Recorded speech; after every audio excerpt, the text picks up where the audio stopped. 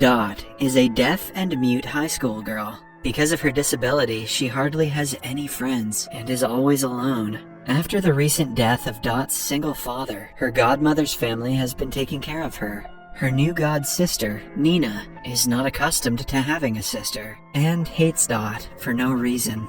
The two go to the same school, where Dot is a social outcast, while Nina is one of the popular girls. In the opening scene, Nina and her group of mean cheerleaders make fun of Dot's disability. The school's guidance counselor sees this and asks Dot to join her table for lunch. Dot refuses and runs to her favorite spot in the school, a bathroom stall. She feels safe and much less lonely when she is alone. Her happiness doesn't last long though, because Nina finds her and angrily pulls her out for the ride home. Nina's mother, Olivia, encourages her daughter to make Dot feel at home, but Nina cannot care less. Since it wasn't her decision to take her in, she doesn't feel responsible to do Dot any favors. In the evening, Nina's father Paul arrives home and finds Olivia passed out in the living room. She has a drinking problem and suffers from depression. Because she's on several antidepressants, Paul takes care of her and gets her to bed. On returning back to the dinner table, he notices an awkward silence between the girls. To cut the tension, he suggests they learn sign language for Dot, but Nina cuts him off and walks away. The following day during lunch, Nina and her friends are gossiping, as usual. Her friend Michelle brings up the topic of virginity and makes fun of Nina for being a 17-year-old virgin. She can have any guy she wants, but is reserved when it comes to dating. Meanwhile, Dot comes across the school's empty music room and takes the opportunity to play piano. She used to practice when she was still hearing, hence she plays pretty well, even without hearing the music. One of the popular guys, Connor, hears her play and is instantly smitten by her. He stares at her for a long time before pulling away when his friend interrupts. Later, Dot meets Nina in the washroom. She tries to mind her own business, but Nina forcefully makes her wear lipstick. Just when Dot thinks that this might be a bonding moment for them, she looks into the mirror and discovers that Nina purposely smeared lipstick around her lips. That night, Dot has a hard time falling asleep because she misses her father. When she comes outside to get some fresh air, she notices Nina's bedroom door is open. On peeking, she sees Nina and her father Paul together in bed. The sight disturbs her to her core, making her run right back to her room. I'm not going to make a joke about that scene. The next day at dinner, Nina asks her parents for permission to spend the night at Michelle's. Paul doesn't allow her, but Olivia encourages her to go. When Paul stays adamant, Nina rubs her feet up his leg under the table, trying to seduce him into letting her go. He doesn't say anything, which she takes as a yes, and calls Michelle. Paul is mad at Olivia for always contradicting him. They get into a slight argument before he walks away. When Olivia is alone, Dot hands her a note, asking if she can go to the movies. Paul offers to drive her there, and Dot agrees, even though she's uncomfortable. The movie hall is empty, except for Nina and her squad in the middle row. Connor sees Dot sitting alone and wants to approach her, but the others stop him. Nina feels somewhat bad for her, but keeps on the act that she doesn't care. Dot catches her slipping when she closes her ears to see how it feels to be deaf, but she stops upon noticing Dot staring down at her. Later at night, Dot stays awake, thinking about her last encounter with Nina. Suddenly, she notices Paul coming downstairs and pretends to be asleep. He strokes her hair and calls himself sick. He seems to know what he is doing with his daughter is wrong, but cannot stop after coming this far. He agreed to take Dot in, thinking that her presence might stop him from going into Nina's room, but it clearly didn't help. In the following scene, Dot is home alone, playing on the piano. Unbeknownst to her, Nina arrives home from school and watches her play from the doorway. Suddenly, a piano wire snaps, making Dot curse out loud. Shit!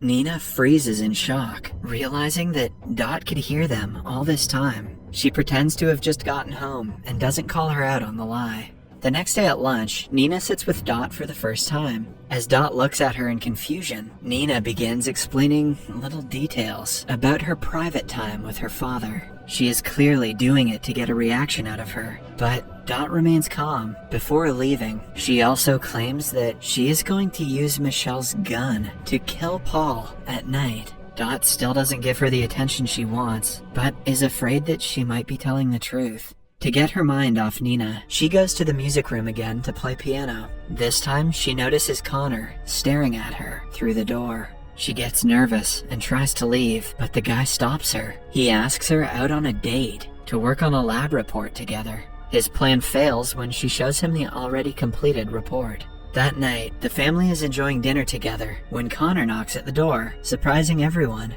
He asks Dot to come to the library to go over the lab report. She reluctantly agrees just when Michelle arrives and hands a bag to Nina.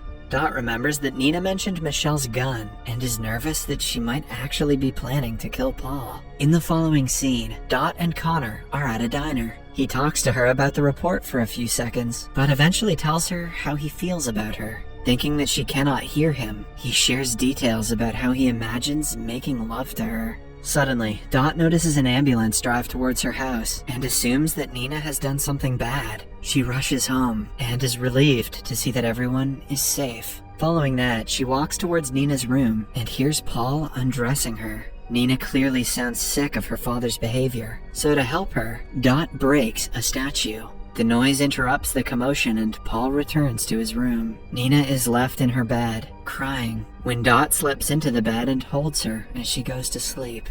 In the following scene, Nina is ironing her cheer uniform while talking to Dot. She promises to kill Paul that night with the iron and burns the face off a teddy bear for effect. Dot still gets the impression that Nina doesn't know she can hear, hence she pretends to have not heard her plan. Later that day, Nina and Michelle cheer for the school's basketball team. Connor is on the team, but is so bad that the coach sends him to the bench in the first few minutes. After the game, Connor and Dot go by the pool and spend some time together. Connor thinks that she cannot hear him and starts talking about his sex life. Suddenly, Dot takes off her top, and the two make love by the pool.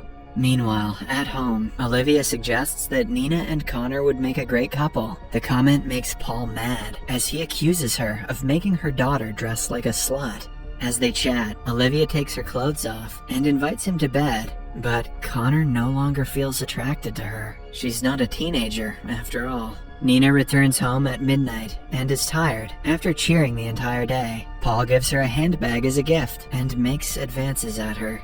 We also notice that Olivia is awake in her bedroom. She seems to know what is going on, but still does nothing to stop her husband. Nina asks Paul to close his eyes, as she has a surprise for him.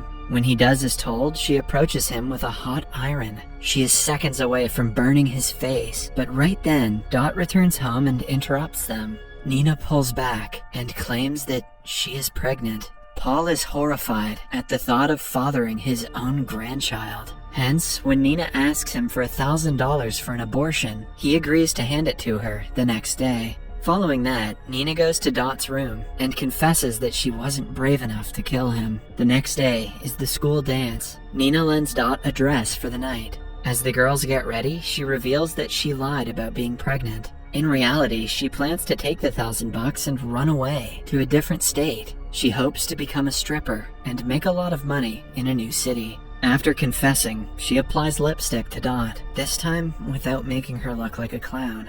A while later, Paul is looking for Nina when he finds tampons in her bag. She had said that she hasn't gotten her period in over 6 weeks, so this makes him believe she's lying about the pregnancy. He shows her the tampons and asks her to tell the truth. Nina tries to make up a lie, but he doesn't buy it. He starts to slap her face and force himself on her. Olivia hears her daughter crying in pain, but does nothing. Dot also hears the crying and screaming. She stops playing, rips out a piano wire, and walks to the bedroom. While Paul is busy, she strangles him with the wire, while screaming at him to leave Nina alone. Seconds later, she stops, and he falls dead to the ground. Nina is in shock. She curses Dot for killing her daddy when Olivia comes upstairs. She is more shocked about Dot knowing how to speak than her husband being dead. At the same time, Michelle rings the doorbell to pick them up for the school dance. The girls quickly change their clothes and keep the bloodied ones inside a bag. Following that, they take the bag and go to school to make it seem like everything is normal. At school, Dot dances with Connor, but is too distracted to pay attention to him. Nina takes the backpack and hides in the bathroom stall, waiting for the party to be over. Meanwhile, Olivia is in the bedroom, staring at Paul's dead body with an expressionless face. She had fallen out of love with him a long time ago. The only thing she regrets is not being brave enough to save her daughter from a monster like him. Somewhere else, Connor calls Dot's name as she is leaving the party and is shocked to see her turn around. He discovers that she can actually hear him. With the revelation, he also realizes that she knows all of his dirty secrets. He calls her a psycho for betraying him and violating his privacy. Dot tries to apologize, but is shoved off. Knowing that he won't give her a chance at this moment, she focuses on more important matters. She gets Nina from the bathroom and takes her to a nearby creek. They bury the backpack with the clothes, planning to get rid of the body later. When Nina asks Dot why she pretended to be deaf all this time, she replies that she wanted to be like her father, who was also deaf and mute. The girls then quickly rush home, to the biggest surprise of all. Their house is surrounded by police, and Olivia is being escorted out in handcuffs. They ask what happened, to which Olivia claims that she killed Paul. She also apologizes to Nina for what she did. While the police think it's because she killed her father, Nina understands the real reason behind the apology. In the final scene, the girls watch as the police take Olivia away in the car. The punishment would have been much less severe if the daughter had taken the heat. Subscribe for more videos like this, turn on notifications, and leave a like to help the channel out. Thank you for watching.